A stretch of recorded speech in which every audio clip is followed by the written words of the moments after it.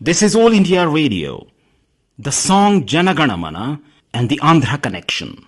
In our weekly English program, today we bring you a talk by Professor K.S.S. Sheshan on this theme, the song Jana Gana Mana and its Andhra Connection. Jana Gana Mana Dinayaka Jaya He Bharata Bhagya Vidhata. Audiences stand up reverentially as the very first strains of Indian national anthem Jana Gana Mana waft through the air at the conclusion of any public function or program. But not many would know that its melodious tunes, which are commonly followed all over the country today, were composed in Madanapalli, a discrete town in Andhra Pradesh. Punjab, Sindh, Gujarat, Maratha, Dravida, Utkalavanga. The poem was written by Rabindranath Tagore as early as 1911 and was sung at the annual session of Indian National Congress at Calcutta on December 27 that year. But it was at Besant Tisaful College in Madanapalli, where Tagore stayed for a few days in February 1919, that the now familiar tunes were set.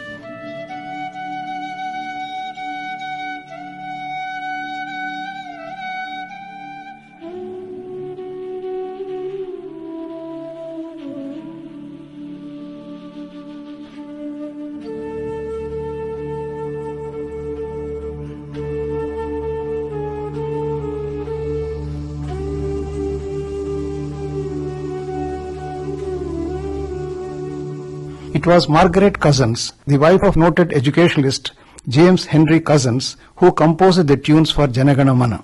James Cousins was then the principal of the Madanapalli College that was established by Dr. Besant. Dr. Besant had a great liking for Madanapalli, for it was the birthplace of the famous philosopher Jiddu Krishnamurti, her adopted son. Tagore was on a tour of South India and was much tired when he reached Bangalore in the last week of February 1919. On the advice of C.F. Andrews, he decided to rest at the Tisaful College in Madanapalli, about 120 kilometers southeast of Bangalore. Surrounded by a chain of rugged granite hills on all sides, Madanapalli, nestled in Chittoor district of Andhra Pradesh, besides its scenic beauty and lush green vegetation, is also known for its cool and salubrious climate. This place is renowned for its healthy, dry weather, unmatched anywhere in the state. Madanapalli, for its enchanting climate, has been variously hailed as the poor man's Ooty, common man's Kashmir, pensioner's paradise, etc. It was the summer resort for the European officials from the very early British rule. Sir Thomas Munro, the first principal collector of the ceded districts, built a bungalow here in 1800 and lived during summer months every year. Since then, Madanapalli became the summer resort of every collector of Kadapa, the district to which Madanapalli then belonged. It was in 1911, when Chittoor district was formed, that Madanapalli became a part of the new district. Horsley Hills, situated about 25 kilometers from here, is now the official summer resort of the Governor of Andhra Pradesh.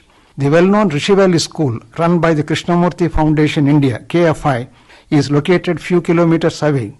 The Union Mission Tuberculosis Sanatorium, UMTS, once hailed as one of the best sanatoria in the world, now called as Arogyavaram Medical Center, is located in the outskirts of the town.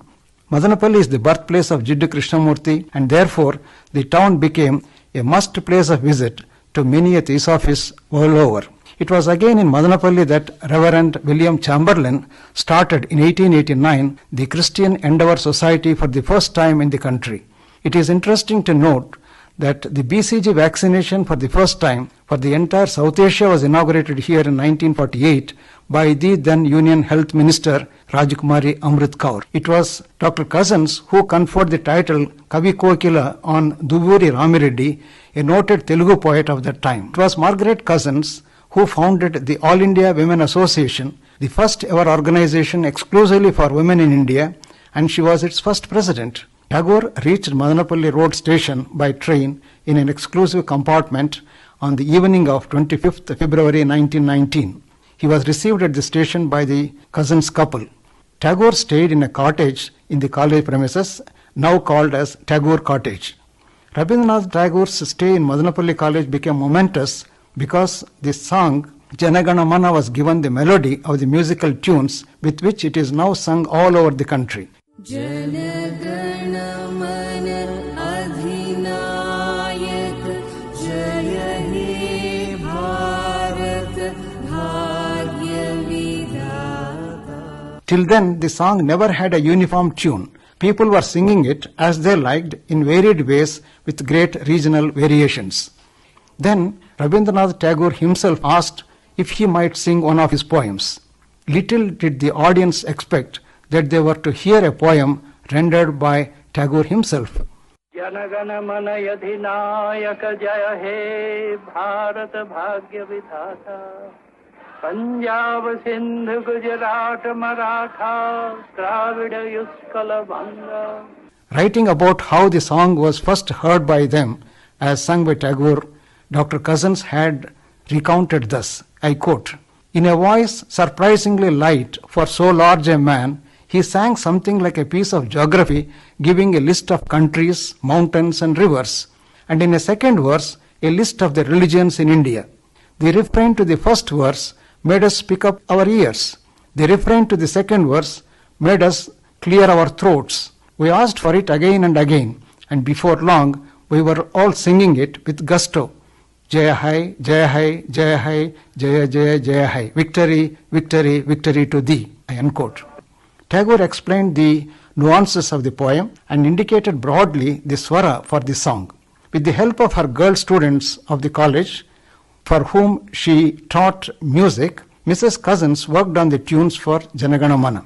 She carefully studied the meaning of each line of the song and composed the musical notes. When she was ready with the final version of her composition, she spoke to Gurudev and briefed him on the swara she composed. Thus, the poet had approved the tunes, making it as the final form of his popular song, Janagana Mana.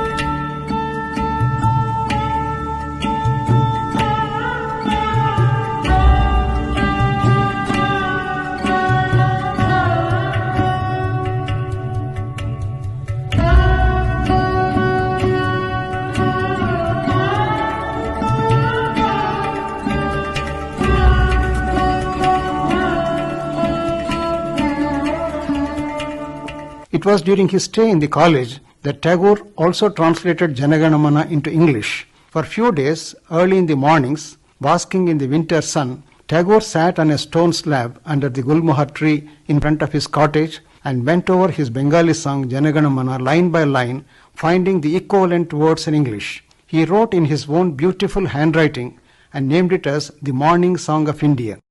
At the bottom of the translated version, he signed his name, dated it as 28th February 1919 and presented it to Dr. James Cousins. Later, when the college was in financial crisis due to the withdrawal of grants by the government of Madras, consequent to the participation of the faculty and students of the college in the Home Rule agitation started by Dr. Besant, the Morning Song of India document in Tagore's handwriting was sold to an American art collector for a fabulous but undisclosed price. The money thus collected was added to the college fund. However, a photocopy of it was made before the original left the country forever. This copy is preserved in the Madanapalli Theosophical College even now.